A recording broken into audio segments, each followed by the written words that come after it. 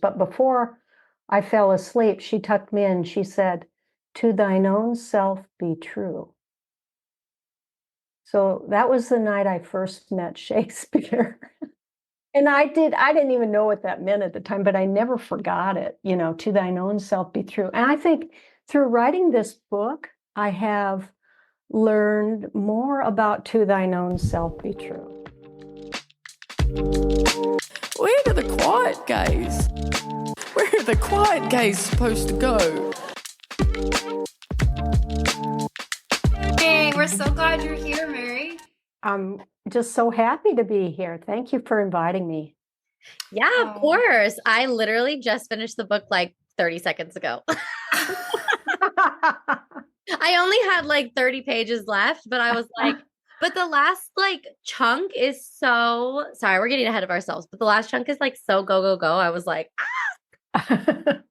Yeah. But that is how it goes with me with reading books as opposed to audio. I'm always like at the last minute, I'm like, I'm finishing, I promise. There's a lot packed into those last 30 pages. Yes. There is. The really amazing part of it is that I didn't know who did it until we were like really getting there to the end. So props to you. I'm so glad. Oh, I didn't either the whole time. I was like, I have my suspicions. Like, I feel like this is, but like, how does it all work together? And like, yeah, that was my thing. Because I mean, I watch like a lot of Law and Order SVU, a lot of all that stuff. So I'm like trying to put the pieces together the whole time. Okay, so sorry. We are definitely gonna get into like all of this. But Haley, can we do our little intro first and then we'll hop in? Yeah. Welcome everybody to the Lesbian Book Club podcast. Today we're so excited because we have on Mary Desch from Tangled Darkness, the author of, and this is your debut novel, right, Mary? It is, yes. That's so exciting. Congratulations. Thanks. Well, I would love to read the bio that you have up if that feels like an accurate thing for you. Sure, go right ahead. Perfect. So Mary practiced psychiatry over 3 decades in Minnesota, Arizona, and Portland, Oregon, and her childhood attraction to the Alfred Hitchcock mystery magazine grew into a college love for detective fiction.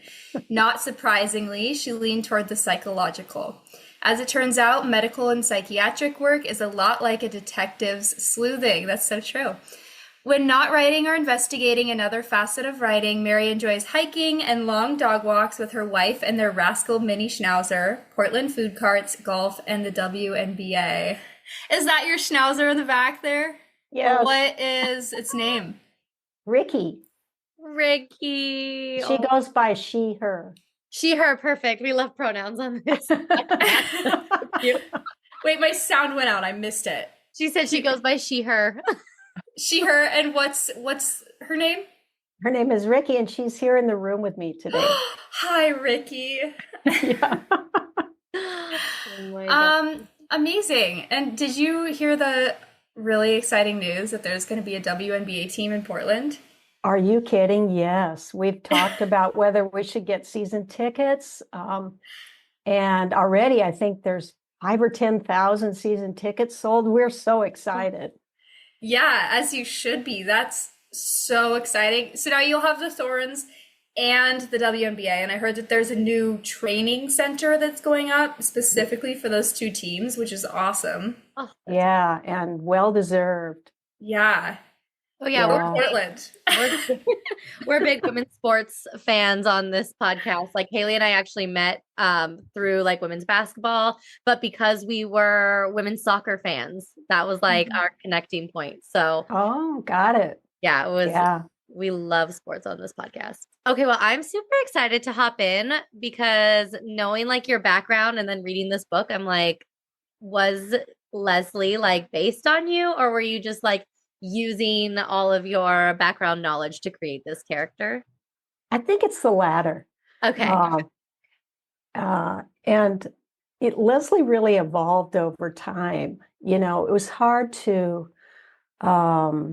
imagine her in the beginning. The early inspirations for the book were really more focused on the villains, especially Bryce. So in the beginning, Leslie was, I knew I was going to place a woman psychiatrist in a mental health clinic, but she really evolved over time, and I had a lot of help and feedback along the way to flesh her out, so to speak. Yeah. Well, I think as a author, that's one of the smartest things you can do is take things that you really know about in your real life and use them to inform your story, right? Absolutely. That saying, write what you know, that's kind of the only place I had to begin. I was looking at the COVID lockdown, but I've been meeting with a good friend here in Portland for a number of years who's been an author for like 30 years. And, I just watched her glow as she talked about her different pieces. And so it was kind of, everything was just conspiring to, merge into me picking up the pen to write creatively. And I really have not done that earlier in my life, since way back, high school even. Well, that was going to be one of my questions was, how do you go from practicing psychiatry to like now author? What was that process like? Like, do you have a background in writing? Because I felt like this writing was beautiful. Like there were some one-liners in there that I had to read to my girlfriend being like, this is like one of the most beautiful lines I've ever read. The one where you thank you. Towards the very end where it said that their like heart was so empty that breathing felt like a punishment. And I was like, oh, like my Pisces moon like cried. Oh my God, I'm Pisces too. I know just what you're saying. Yeah, but there's something that just like the beauty in the writing that like puts emotion, like so encapsulates the emotion, and you see it on the page. You're just like, that is what it feels like to feel like empty inside, like breathing is a punishment. And I was floored. I had to like stop reading for a minute because I was like, oh, that was so good. But yeah, how did you go from psychiatry to author?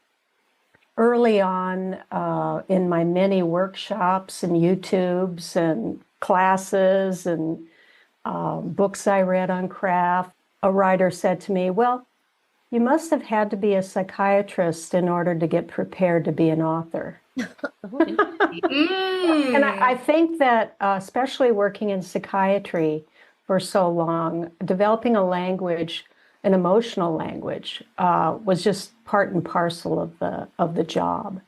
Leaving medicine was something that happened to me in stages. Like I knew that I was not a fit in the clinic that I had joined here in Portland, and maybe 2.5 years into it, I was just exhausted. How you're trying to do something that just really isn't meant for you, and it just depletes you.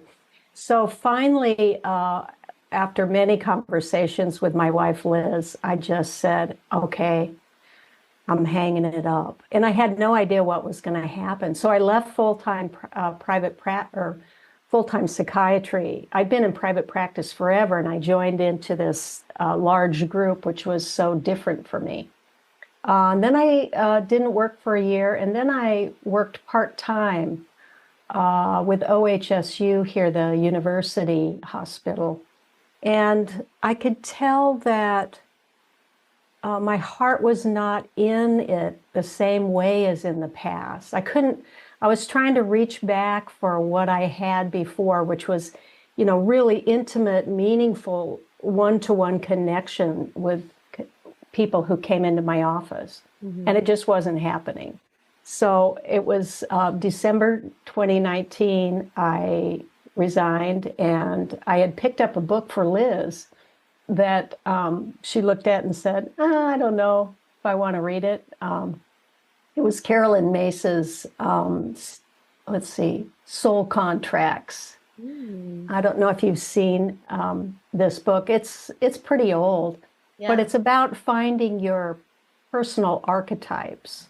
The subtitle is Awakening Your Divine Potential. And so it was I idea, well, I'll just do this book, and it's just a ton of journaling, all these questions. And through the questions in my journals, the characters began to appear from the novel, starting with the villain. I had my friend Diane, and I shared with her what I had in mind. Of course, I talked about writing with Liz, and she said, "Go for it, but I'm not into it," So she was supportive, and then I just launched into a whole new learning process. And I'm still in that learning process. I just love it. It feels like a passion. Yeah. Like medicine felt like a passion in the beginning. That's what I was going to say. It must feel good to have that passion back when you felt like you kind of lost it coming. Did you move to Portland to this clinic? Yeah, I met Liz in Phoenix. I moved there in 97, and we met the next year. And we were like a match. We were a match. We were friends for about a year, and then I took the bold step of saying, "You know what? Maybe we should go on a date." Ew. At any rate, you know how it goes.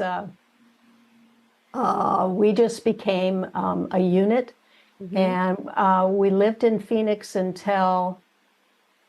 Well, we actually moved in 2015, but we bought the house in Portland here in 2013. We had no idea where we were going to go. Yeah.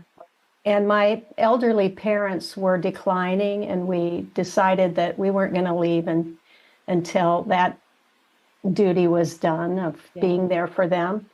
And so my mom died first. My dad died in February, I think it was 2013. And in May, we were in Portland checking out the city. And both of us just felt like, wow, we've come home, Yeah. Yeah. I feel like a lot of queer people feel like that about Portland from what I've heard. Yeah. It is. It's a queer place. I mean, it's just being queer is just part of the fabric of Portland. Yeah. It feels like not that, it feels normal. It feels like the status quo is more that side than like, Montana, Minnesota, places like that. The heads probably still outnumber us, but we just feel like I got off the airplane once in Portland, and I stepped out of the bridge, whatever it's called, and there was this barefoot man playing the piccolo in the terminal, and I was like, yes, Yeah, here we I've are. arrived. that's it. The motto of "Keep Portland Weird" is just right on. Yeah.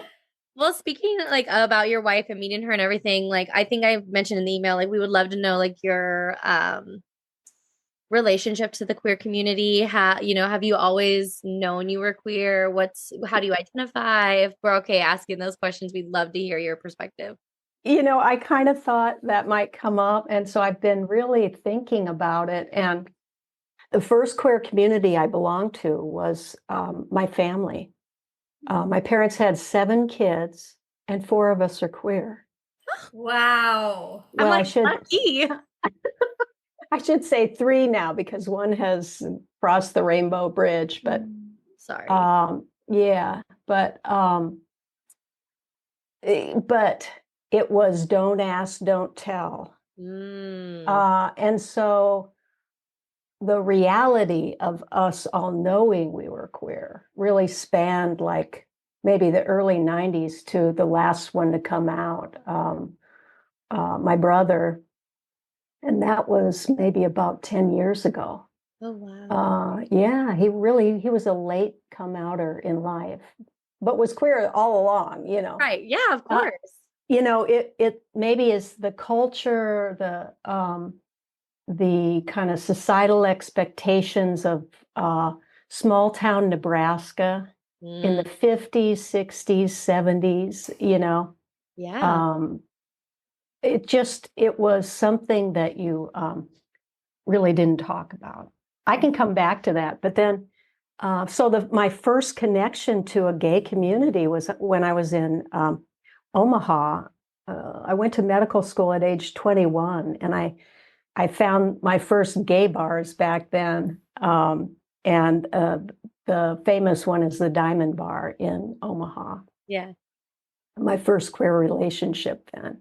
But I really wasn't connected to the queer community beyond my friends. Right. Yeah, and I wasn't totally out with my family, some of my family, but not all of my family at that point. Mm-hmm. And so then when I moved to Minneapolis to do residency, and that was, I guess it was 82, then I was more open to, let's say, connection to my queer peers. And, you know, I got involved in things like the Pride Parade and things like that. Yeah.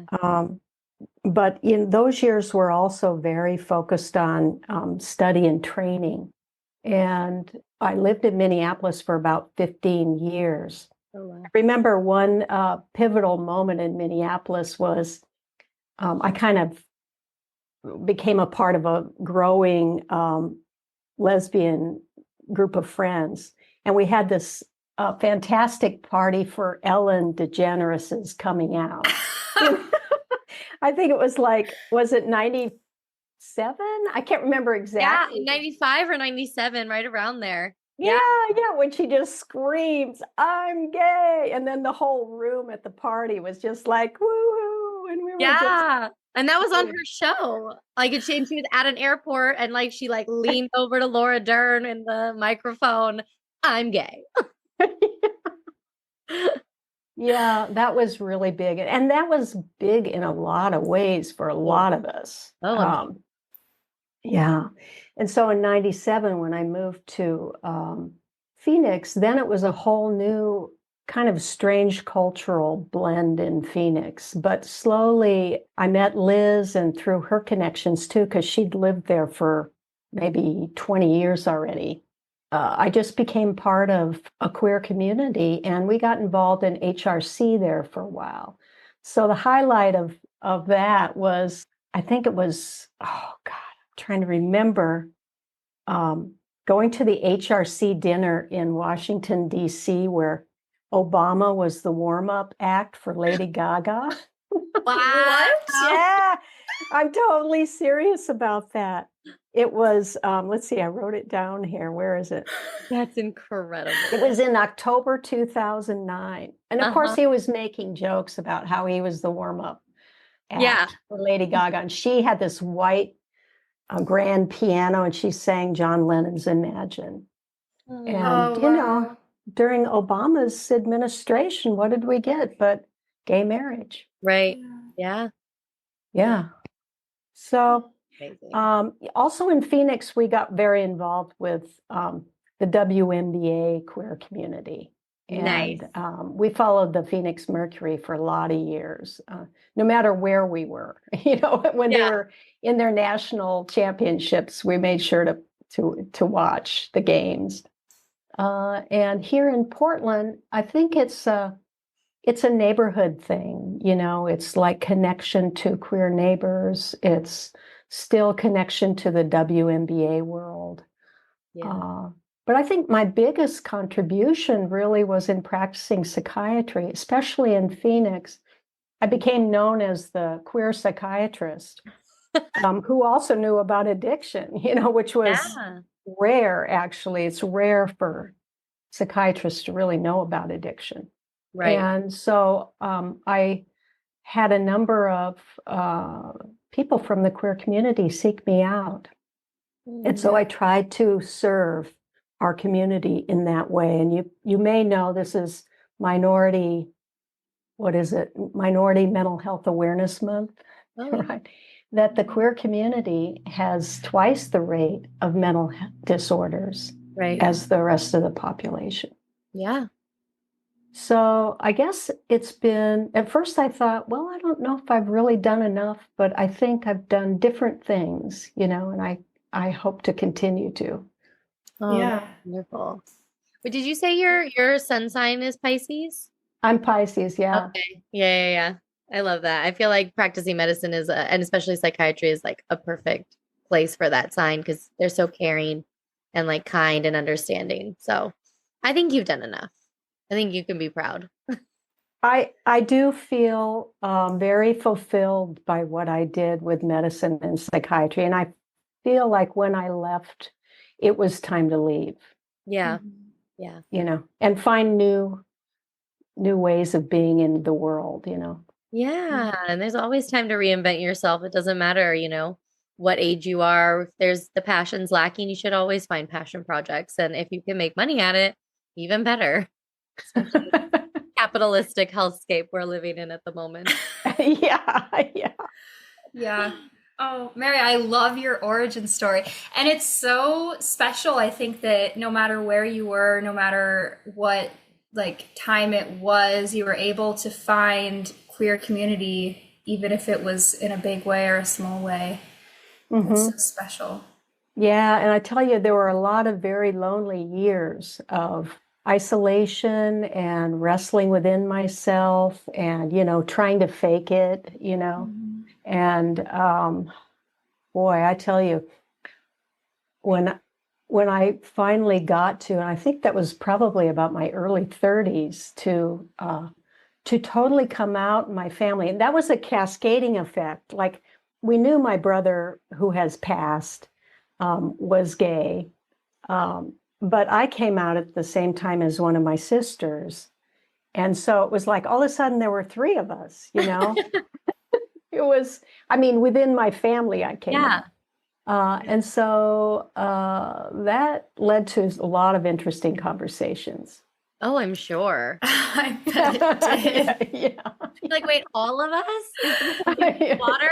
Like, what's happening? And then we were all going, okay, when is the other brother gonna come around? We're like, let him have his time. He'll get there. Yeah, and he did. He got there. Oh, that's great. Wow. So I want to know, Mary, how are you feeling now that you've gone through all of this time of arriving at writing your book and making these characters from, all of these experiences that you've had and all of this journaling that you did, which I thought that origin story was so interesting and beautiful as well. And now the book is written and it's about to come out. And what does that feel like to you? It almost feels like, well, I went in to see my gynecologist and I said, hey, I've finally given birth. Yeah, it's your baby, of course. Yeah. And it feels like it is born, Mm-hmm. And the last kind of active work on the book was really early 2023. So there's been a lot of time waiting for this moment. So I've tried to get involved in other projects. Yeah. But it feels very, I don't know, satisfying. It feels humbling. Yeah. It feels like a privilege. It feels wonderful. Oh, good. It Yeah. should. It should feel that way. It's a great debut novel. Like the writing's flawless. The story is so much fun. It's kind of scary.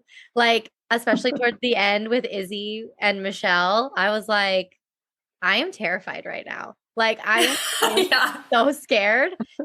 Because I was like, okay, like, yeah, she probably like drugged her, but like, how much drugs?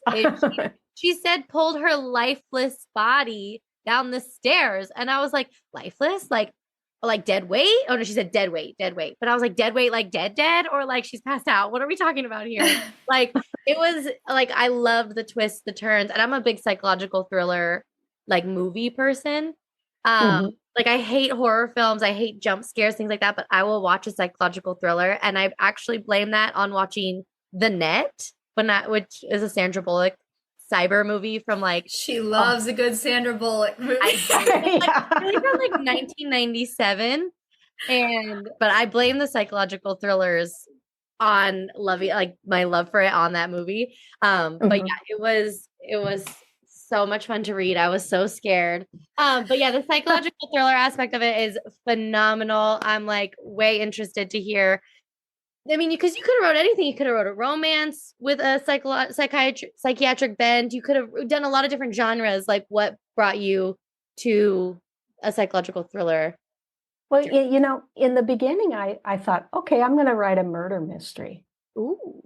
a whodunit. And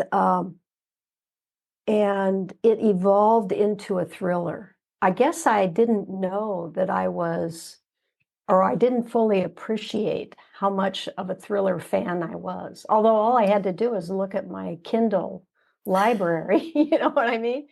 It evolved in stages. I started writing in the spring of 2020, and I was done then right at the end of 2022. So that's almost 3 years of writing this. Yeah. Through a developmental edit, through critique groups. I found Manuscript Academy online and did some workshops there. I got a lot of feedback, and that helped me to refine and hone it. I guess you're making me pay attention to, I am a psychological thriller fan first. I mean, beyond murder mysteries, beyond any other genre. And although I have to stop and say, this is often described as a medical thriller. But to me, it is like in that boundary between psychological and medical thriller, just like The Silent Patient was. It's odd that when considering psychiatry and psychology, many people don't first attach that to medicine. Right. So Silent Patient was classified as a psychological thriller, not a medical thriller. But yet they were in the psychiatric hospital, the forensic hospital with the mute patient, and the guy was like a forensics psychotherapist, and there were psychiatrists in the book, and so I kind of think it's crossing both genres. Yeah. I think the people who are doing the classification of genres aren't really well versed in what's medical and what's psychological and what the difference is there. So that makes sense that it would cross all the boundaries. Yeah. Yeah. Mm-hmm. Yeah. Well, and so you also mentioned about how you are a big fan of the Alfred Hitchcock Mystery magazine in your bio. Should we look for you there in the future? Well, I have a short story and a novella. My short story is a free download on my website. It's like a trying to build your mailing list tool. Yeah. And then my novella is the prequel to book 2 in my series, which I'm calling, now I want to say a la Tana French, but I don't want to say I'm in the category with Tana French. But her first 4 books were the Dublin murders, right? Okay. So I'm writing the Portland murders. Okay. All right. Love that. Yeah, the Portland murders. So my novella that's up is the prequel to book 2, which is set in Portland and Durango, Colorado.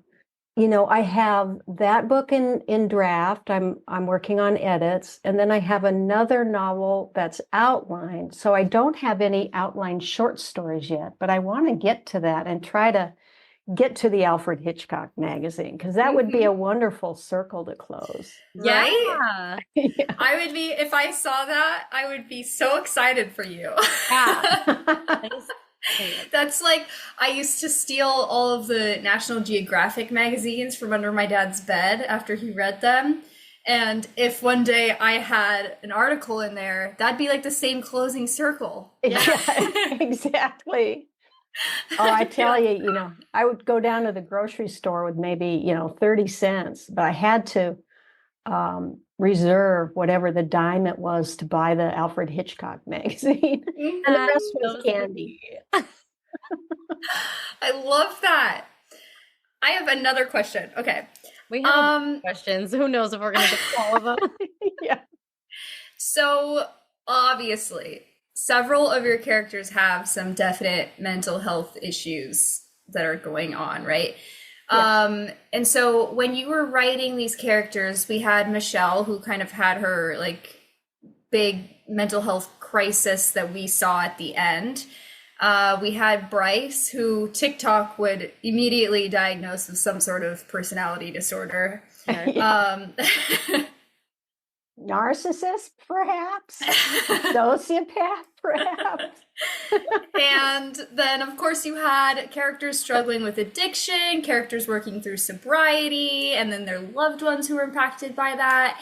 So what was it like as someone who's worked in the field of psychiatry,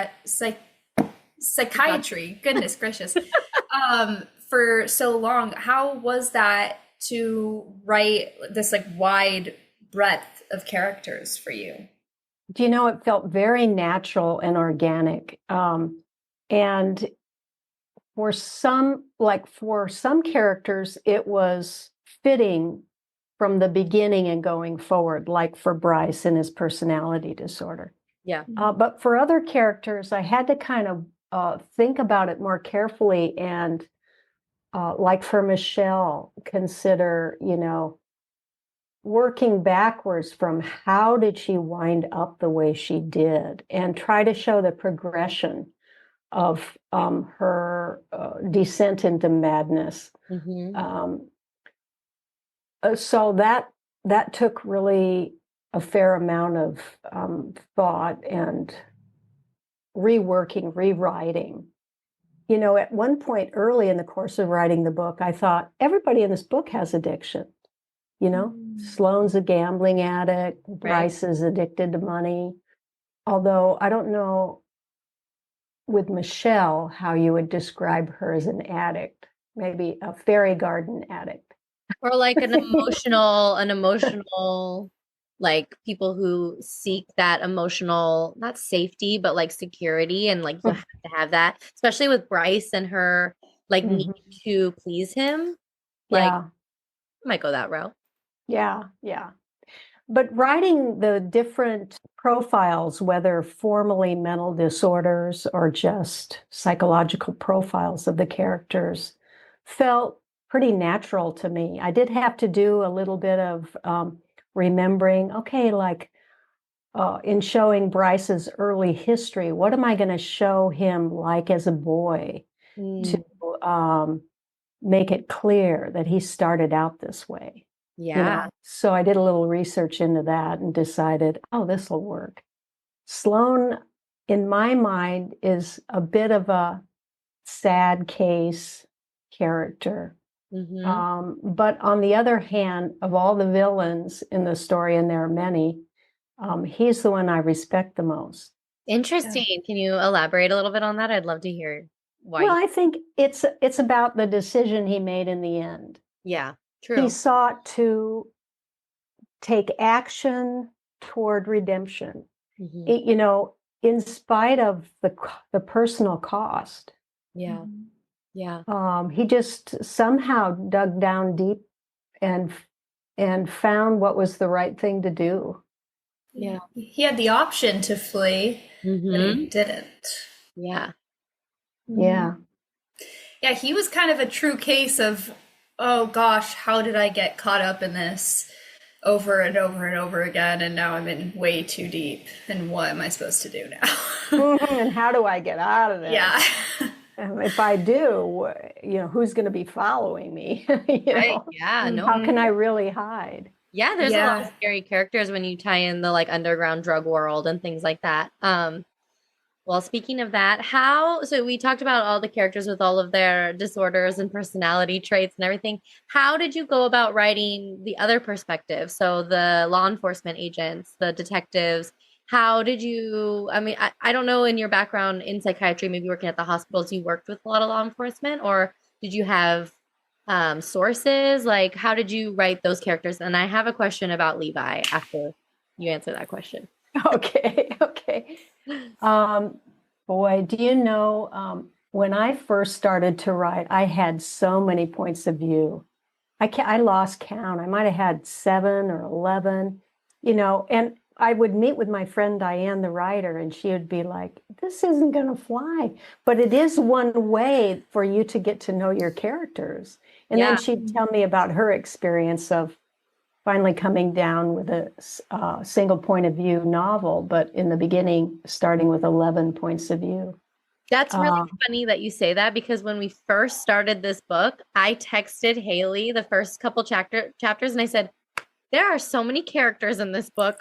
I was like, not in like a bad way, but I was like, I need to like diagram. I felt like Leslie making her diagrams, like, okay, who's Lynn, who's Pearl, who's Michelle, who's Izzy, who's Leslie, you know?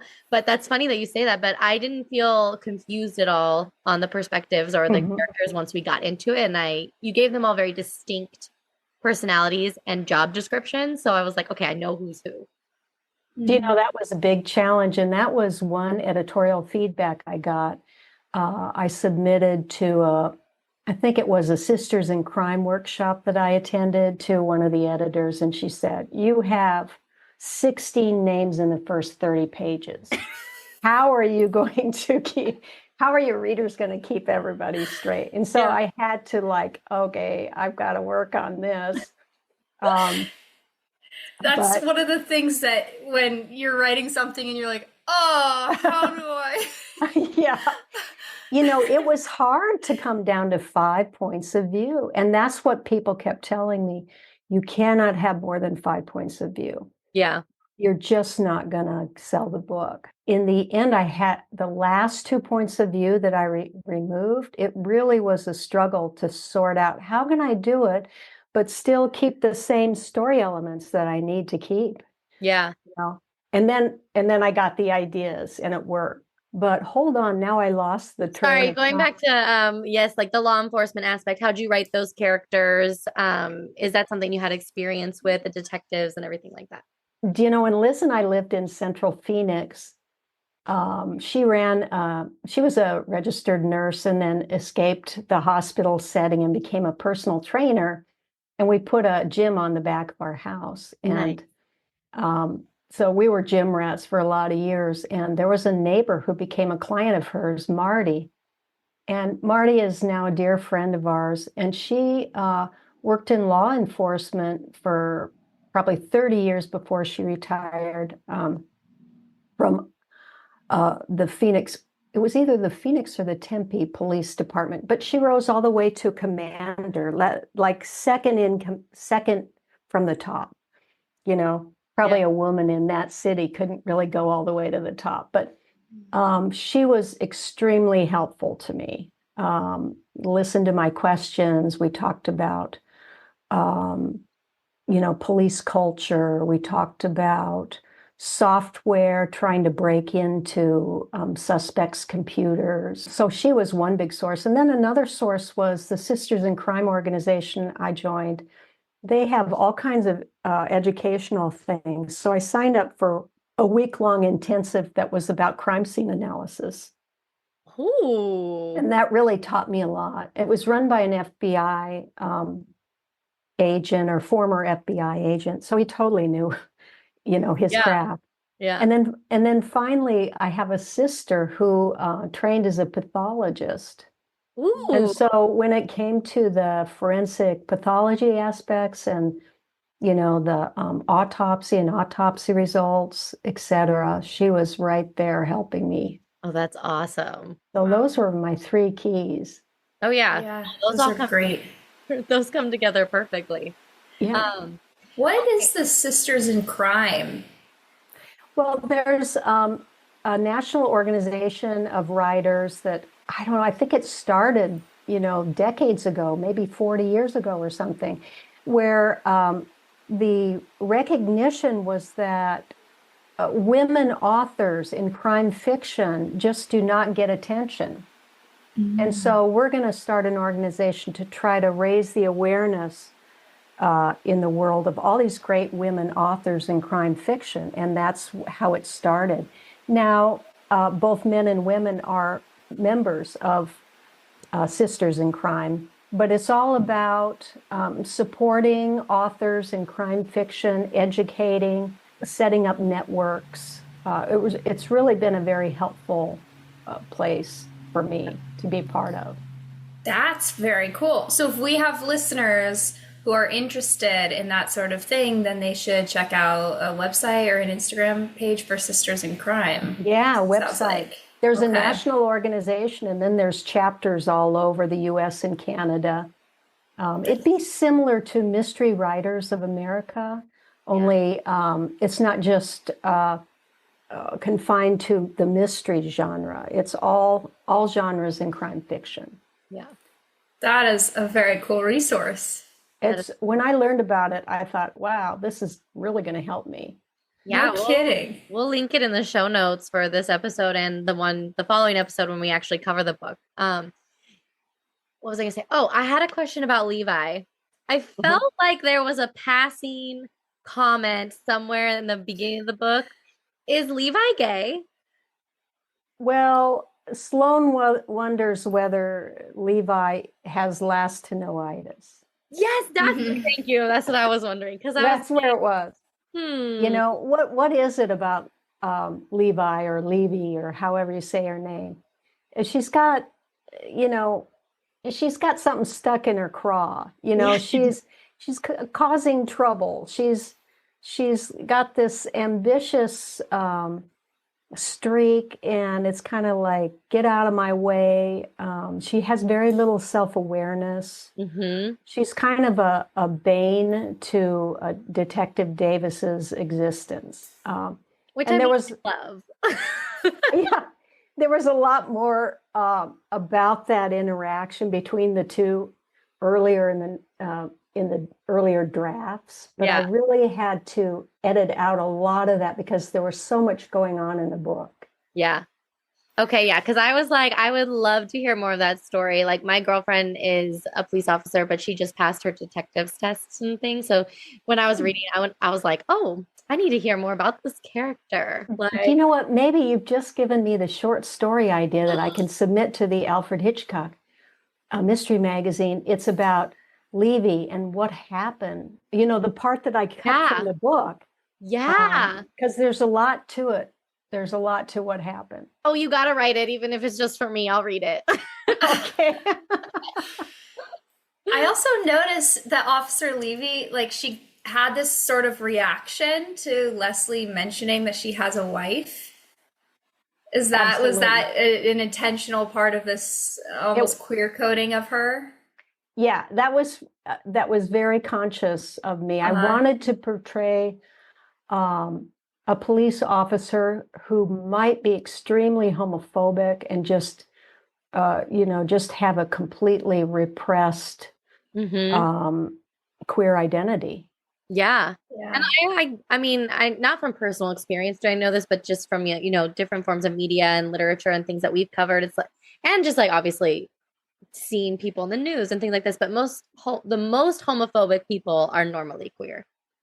Like, they're just so repressed and they hate themselves. And so that just bleeds into hating others that are like them. Yeah, it's so cliche. It's so, I mean, and you can think of examples in public figures that this is just so true. Yeah. I would, I won't say names. Sorry. I was about to, like Lindsey Graham. And oopsie. Is this part of why she's kind of going so hard after Leslie as her main suspect? I think that she sees the writing on the wall that Leslie is a setup. You know, she's got so much going against her. I mean, she's under investigation. She is an alcoholic. She has a history of drug abuse as well. That is public knowledge. She went to the decedent's house the night that he died.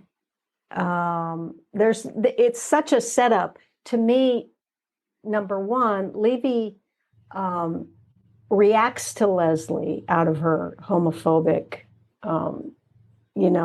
last to know itis state. But number two, she's an easy person to just pin it on and be done, Yeah. And that could be from becoming just like a new detective. And I think that the other detective was very aware of that, of like, you're jumping to conclusions. This is too good. This is too easy. you know, and I Right. mean, not to say that criminals are normally super smart, because normally criminals are normally criminals, it is like the most straightforward answer, but in this case it was so like intricate, the workings, that they set up Leslie too good. Right. Yeah. And there were still unexplained things that had happened that pinning it on Leslie wouldn't explain everything that was going on. Right. Um, Yeah. I'm thinking especially the manner of like cause of death, like Leslie, like maybe the drug thing with Leslie, but like hitting him over the head, the bathtub, like none of that makes sense for like Leslie motive wise to actually do, in my opinion, with my years of experience in law enforcement and psychiatry. with your partner who's in police work Yeah. and all the inside information you have because of that. Sometimes I get little tidbits here and there. Yeah. But I'm like, this doesn't make sense. Or like, it was funny. I was reading it and I asked her, I was like, is this like how it works? And she was like, yeah, actually it is. And I was like, oh, okay. Just wondering. I'm glad I passed that test. Yeah, you passed. Well, Mary's heart is racing. Oh my God. No, but we read, Haley, what was the other book we read that had a lot of law enforcement presence? And she was like, that is not, remember I told you, she was like, that is not how it goes. That's not how it works. But this one, she was like, yeah, actually, that is how it goes. Okay, so Leslie is very brave. She like never really second guesses herself before doing what she thinks is going to be the right decision. Like she doesn't always make what ends up being the right decision. For example, when she doesn't tell the whole truth to Izzy in order to protect her, and that ends up kind of being a bigger mess than it could have been in the end. But she does do everything she can to be the protector of her family. She dives headfirst into solving Damon's murder. What influenced that character choice for you to make her so just like ready to dive into everything? Yeah. I needed a protagonist with appealing qualities. You know, in the beginning, I was facing the question, you know, what is her fatal flaw? You know, I needed a flawed protagonist, and I needed her to be appealing at the same time. And so, you know, I set her up in the beginning to make a really bad decision, you know, and maybe people could understand that because, well, her mother just died. She's kind of drifted from a recovery program. She's really under pressure with this whole thing, you know, of all of a sudden there's a board investigation and just at the wrong time, you know, just as she and Izzy are celebrating. And I needed to give her agency and I needed to make her proactive and not a passive type protagonist where things are always happening to her. I needed her to go out, you know, and take the reins and investigate, to have that be part of the transformation in her character through the novel. Yeah. That's a perfect answer, to have agency. This is something that I really like to have in main characters, obviously. And I love it when I'm getting all over the place, but something that I also really appreciated about your book, Mary, is that was one thing, is the agency of our main character. And also Leslie and Izzy are two queer married women, and they are expecting a baby, and it's this wonderful, beautiful thing. And it's not like the whole main story because it's normal. Right. It's a normal, natural part of their lives, the same exact way that straight people would have this normal, natural part of their life be in another book. And it's how I think it's an example of how our stories can be in any queer story. I think that you just executed this really well. Like, you told a queer story that is part of this other narrative, and it just shows this. It's normal. It's normal. It's just like anybody else. Yeah. Really well done. Yeah, in Portland. You know what I mean? Yeah, It's just like how Portland is. Yeah. And Yeah. I intentionally want to show that we're here, we're queer, we're just part of the world, you know, get over it. You know, we're just you know, we're your teachers, your psychiatrists, your authors, your policemen, you know, we're in the fabric of our culture and society, and that's how that's what our stories should reflect. Yeah. Yes. Oh yeah. Wholeheartedly agree. Can we talk about Izzy for a little bit? Sure. I personally loved Izzy. I was like, I feel like if I were in this book, I would be an Izzy character. I'm definitely not going to be a Leslie character. I'm going to be like, that is dangerous. Absolutely not. Like, we heard like something bang in our house last night, and it was like 11 o'clock at night. Like, all the kids are sleeping. And I was like, I'm not getting up for that. Like, I'm Izzy. Yeah, I was just like, I'll go. I was like, okay. I was hoping for that reaction. But like, Izzy, to me, like, I felt like she had such an honest human reaction to everything that was going on in this book, right? Like, a lot of times you can have a character, a secondary character to the protagonist, just be a yes man, like, yeah, go do it, all this. And Izzy was very against it. Of course, like, obviously having a miscarriage, she really wants to safeguard her pregnancy. But, you know, even after Leslie gets attacked, she's like, I'm going to sleep in the other room. Like, I felt like she had a very human response. Whether it's right or wrong, like, is up for debate. But I really loved the Izzy character. I felt like she did a good job of humanizing kind of I don't want to use the word crazy, but like the giant things that Leslie was doing, and trying to like bring her back down and be like, the police are handling it.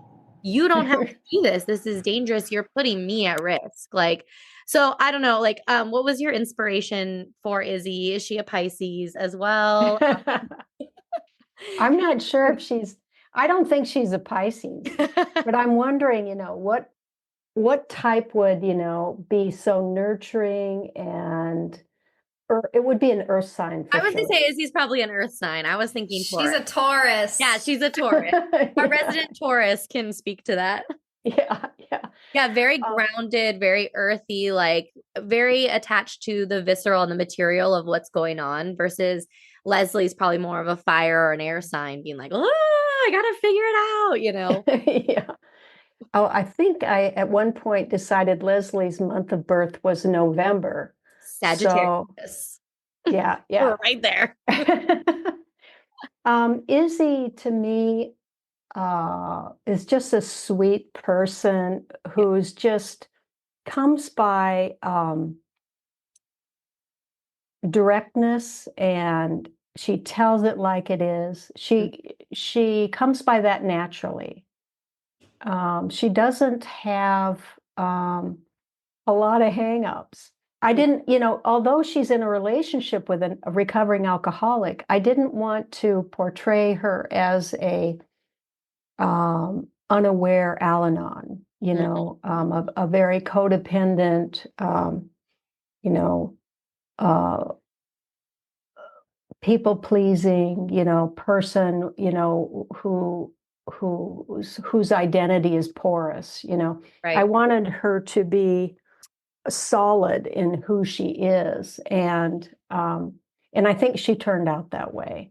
Yeah. And you know, the two women bring to each other, you know, what the other needs, I think.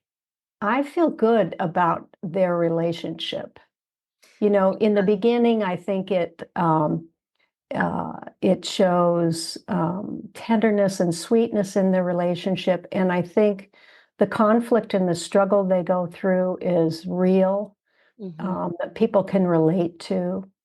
And I again, I wanted to show redemption as a key theme in the book. And so the nest that Leslie had created, I needed her to grab a hold of that, be responsible and accountable and take care of the mess she created by, making her amends to Izzy. Yeah. And I really loved the part of the book when they like untie Izzy's hands and it felt like she just like collapsed into Leslie's arms, just like, oh my God, like it's over. You did it. Like you saved me, not in like a, savior type complex, but just like you're my person and you're here.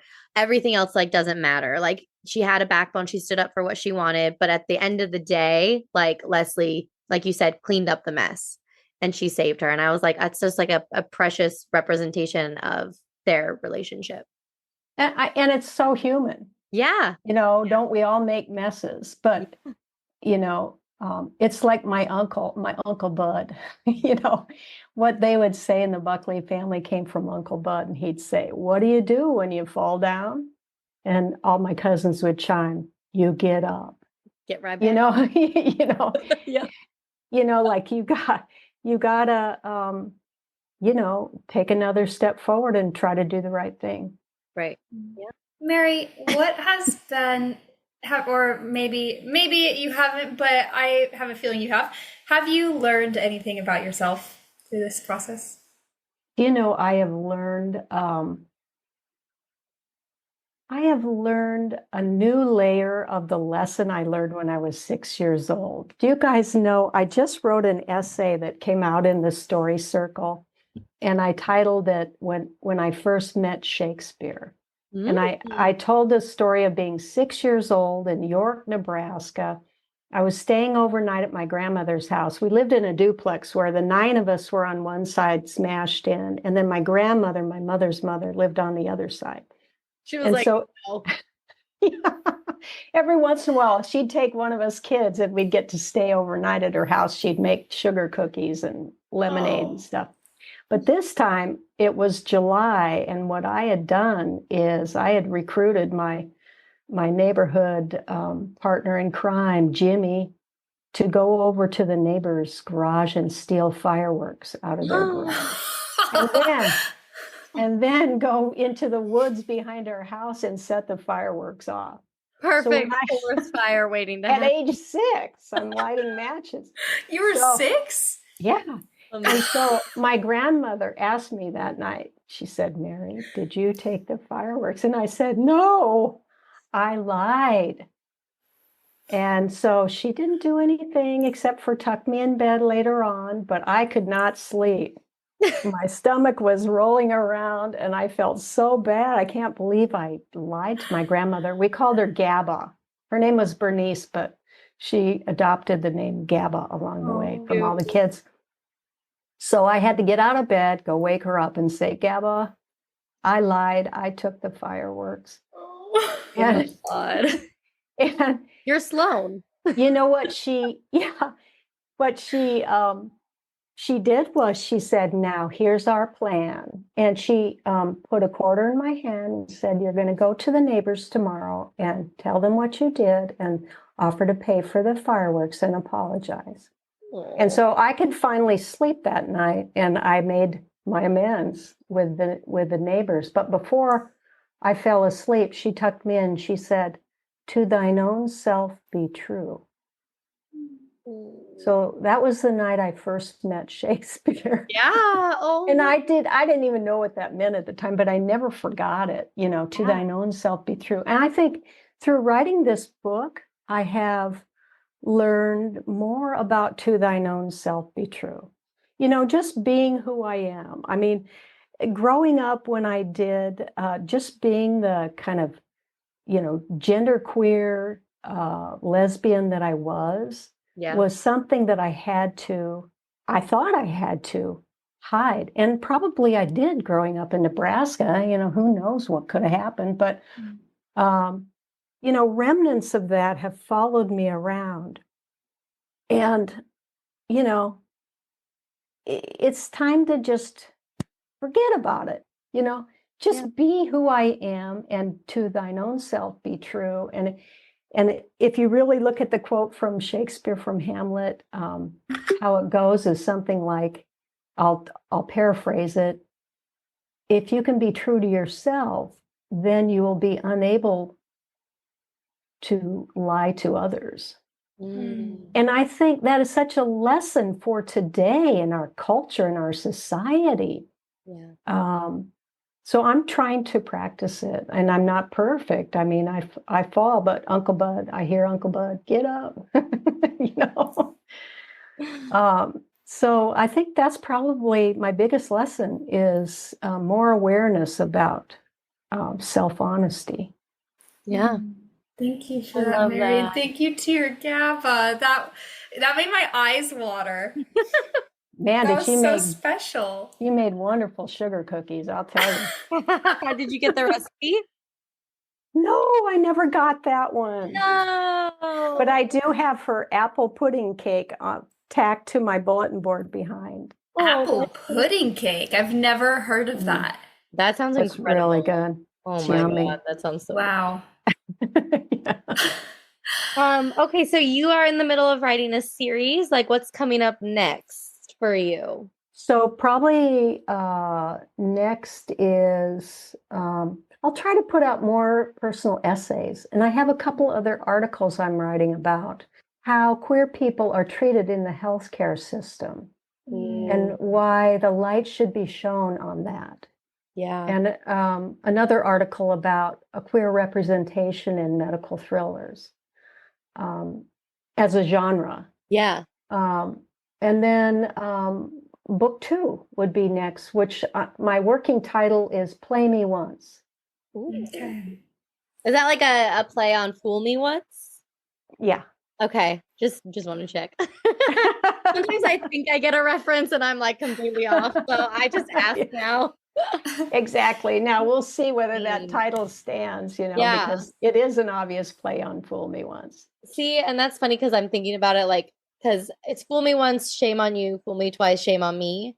Yeah. But channeling my own Izzy and who I am, I'm always like, fool me once, shame on you, fool me twice, shame on you again, because I trusted you.